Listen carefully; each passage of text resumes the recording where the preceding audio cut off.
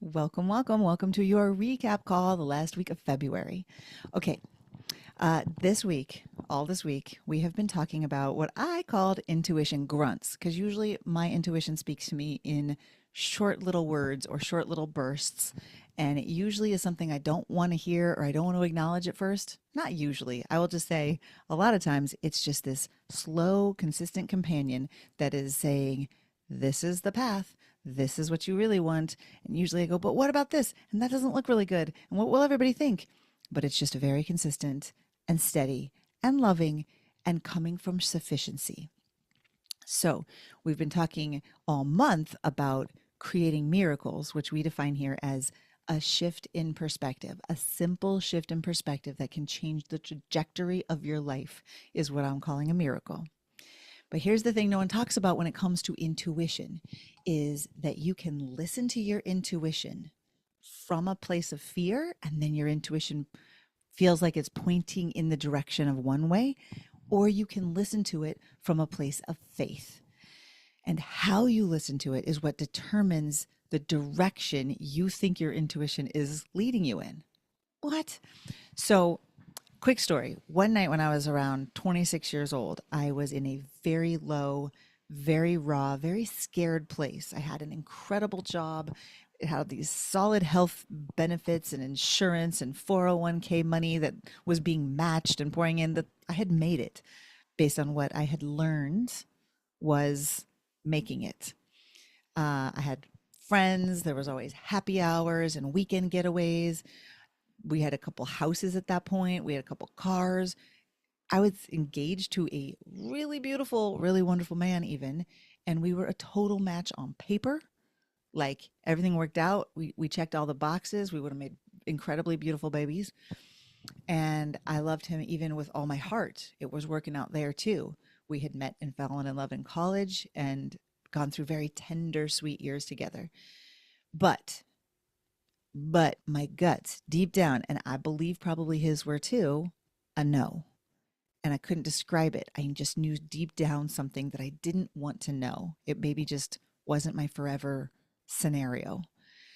So by the time I was 28, because I had not made any moves on my own consciously, my guts literally did it for me. I got really sick and the trajectory of my life changed in a way where I had to make decisions. So by the time I was 28, it felt like the changes had been made for me, but I had systematically been making changes. And I didn't realize it at the time, but it was my intuition solidly at work. And now at 28, I did not have the fiance. I did not have the job. I did not have the health benefits. I didn't have the 401k. And while I felt even more low and more scared, I also felt aligned and a little bit more alive. And that was very confusing to me. So I was journaling a lot, trying to figure things out, especially from my head. And on one particular night, I had written a question at the top of my journal, and it was, what am I going to do now?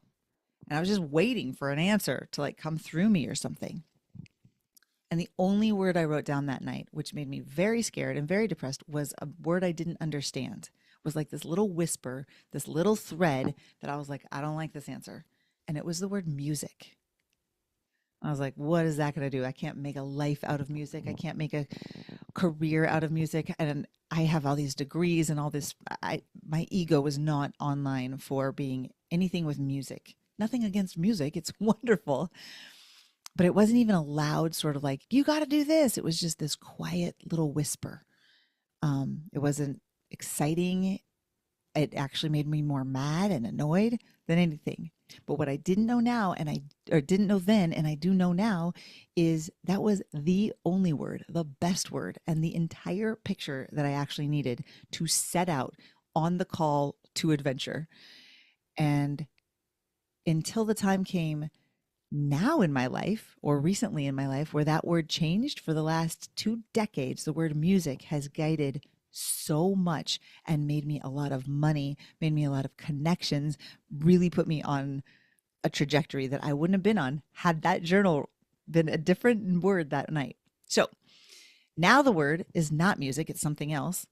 Story for another recap. But as we recap this week, I want you to think that When you listen from fear, intuition is going to protect you and guide you, but it's going to guide you in the direction of trying to get more control and get more grounding and more safety. And when you listen to fear from faith, your intuition is going to also protect and guide you, but it will feel differently and the answers might be different.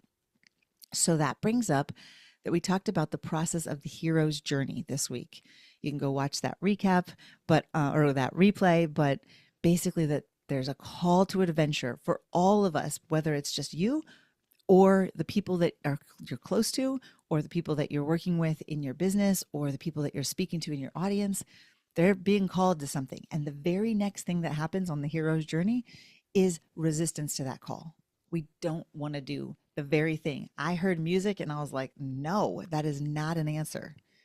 Right now, the call that I'm hearing, I feel an immense amount of like, no, it can't be that. So if you don't know the work of the hero's journey, Joseph Campbell, a lot of people talk about this. Go have fun, go down the rabbit hole of kind of the phases that we go through. But other phases are that when you do move through that resistance and you start to take action that is aligned with your call, with your desire, a guide or many guides will appear. And they will have maps and they will make it easier for you and help you avoid failure. But you can't know about those guides until you start taking the steps. So that was one of the main things we talked about.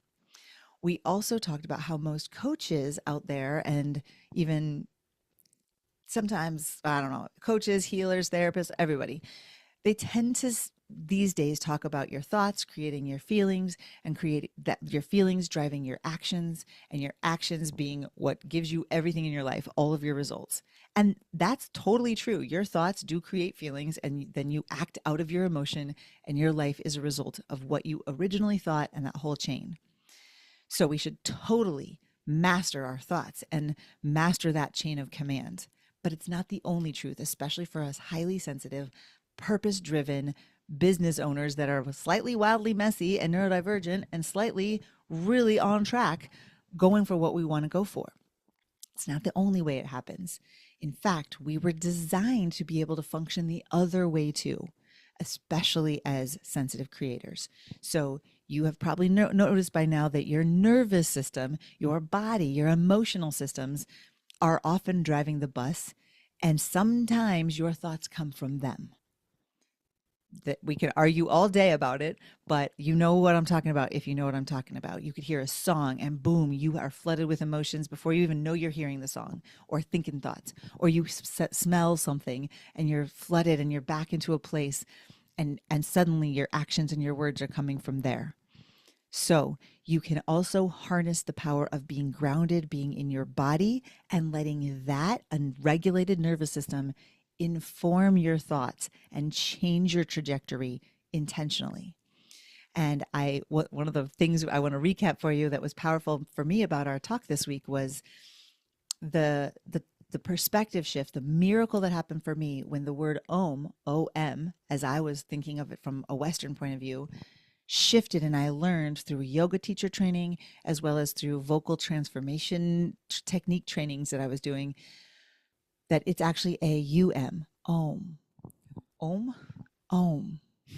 Very subtle difference, but the A, when you drop your jaw and you come from just creation itself, the way you were created to add breath to sound, and you take the right kind of breath. We talked about how to bring your rib cage up and drop your belly so that your diaphragm is relaxed, your rib cage is expanded, and the that emanates from you, from creation, from you co-creating with you and you know who, that is the that puts you in your body, that massages your vagus nerve, that works with your diaphragm, the deepest part of you in your solar plexus. And as you give that life and bring it through and up and into your chest, ooh, and you bring that vibration through a intentional life, it raises, ooh, and then the is the death of the sound. In Sanskrit, we were literally describing birth, life, death in one sound, one syllable, one seed of a syllable.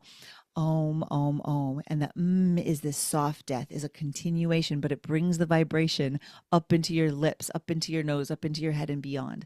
So as you are saying om, om, that is another way to regulate your nervous system, get you in your body, Relax the parts of you that are maybe the most tight in any given situation. And it cycles you through that. So we talked about that. Um, what else did we talk about this week? Uh, oh, let me not forget to tell you about Om, that you can do that for 30 minutes a day and see immense changes in your life. You can also do it for 17 seconds a day and see at least a 1 degree change by coming into your guts, coming into you. We also had some guttural cries this week and saw our own peers move through when they go guttural. It's not even Om that is needed. It's literally turning in the direction of what is guttural. Maybe it's a deep cry, deep shame, embarrassment, anger.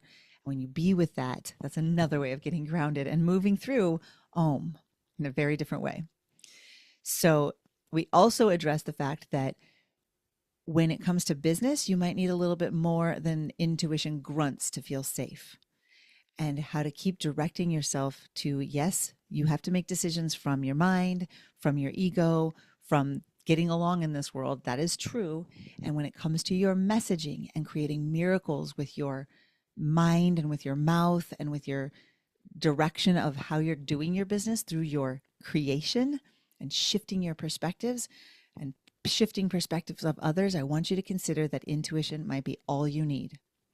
So I described 4 distinct miracle shifts that you can shift your intuition if it's directed in the face of fear to fearlessness. That's shift number 1. False guidance, ego guidance, whatever you want to call it, that is when your intuition is going to try to help you become safe because you're coming from an idea that you are not safe, you are not feeling secure, and your intuition will be to get more control. When you shift into fearlessness, your genuine intuitiveness, the guidance will come from a place of love and the belief that you are safe and secure. So instead of trying to gain control, your intuition will guide you towards self-expression of your true self. And that's how you'll know if you're in fear or fearlessness. The second miracle shift is coming from outside in versus inside out. When we are in our head, when we are in lack and scarcity, it is easy for us to intuitively look for external results that will make us feel good. That's normal, that's human. But know that it will push you to achieve more in hopes that you'll be happier from the external results telling you, the approvals, the validation, the money even. So when we focus from the inside out, no, I'm sorry. Let's say that again. Let me say that again. When we focus from the outside in, the money, the success, the status, you're going to feel good based on that. But genuine intuitive guidance, when you shift it to inside out, that is when it will urge you to work first on the inner development and then to express your qualities to the outside world. It will never push you to seek success and happiness outside of yourself when you make this shift. Third shift, scarcity to what we would normally say as abundance, but I'm going to redefine abundance for you. So shifting from scarcity to abundance, there's always going to be a part of us as humans that assumes we are in a world of scarcity and that for us to gain, someone else has to give or someone else has to even lose in some situations. And this puts us in that mindset of a competitive world of winners and losers and rich and poor and successful and unsuccessful. But when we make the shift to sufficiency, to a different type of abundance as defined by nature, which is not excess stocked away. We don't have excess air anywhere. We can't take excess air and save it for later. We can't take someone else's air. We just breathe and we have exactly what we need when we need it. That is sufficiency. When you are coming from sufficiency, when you are generating more sufficiency, that's when you are assuming that when you gain, so can others. When you develop and you expand, that will help others too. This is what urges us towards joyful self-expression. And the fourth shift that we made miraculously for our intuition is coming from our head versus our heart. Remaining stuck up here in our head is when you feel the need to justify yourself through logic and you engage in mental debate to prove that you're right, even between you and you. Intuition that is heart-centered, it's going to be guidance that feels that you're going to feel that uplifted feeling, that aligned feeling. It feels different in your body. You won't have to bother with justification because you will recognize an alignment, a truth. It will feel right for you. And even if you try to debate with this truth, it will simply give you the same answer over and over again. There will be no debate. So that's what we talked about this week. We also drew a lot of what we call life quadrants in the club. You know, if you know, and we used that to kind of help us see that we're not always going for the life part that is rainbows and daisies and perfection and happiness. In fact, that is what's guiding us. And we can tap into that part and ask that part of ourselves, hey, what do we do next? Hey, what is my next move? And or how do I even solve the problem that I'm feeling through right now? But if we try to avoid all the other parts of our life, all the other quadrants that we've been cycling through and talking about this week, it's when we turn in the direction of those and we say, hey, I see you and you don't have to go away and I don't judge you as wrong or bad. The wholeness of it, I'm here for. I'm willing to feel any emotion, and then any emotion becomes no big deal. Embarrassment, flushed in my cheeks, not in my stomach. Okay, that's what I'm feeling. I can still move forward. Total regret, total loss, total anger. Okay, I feel that. I can still move forward.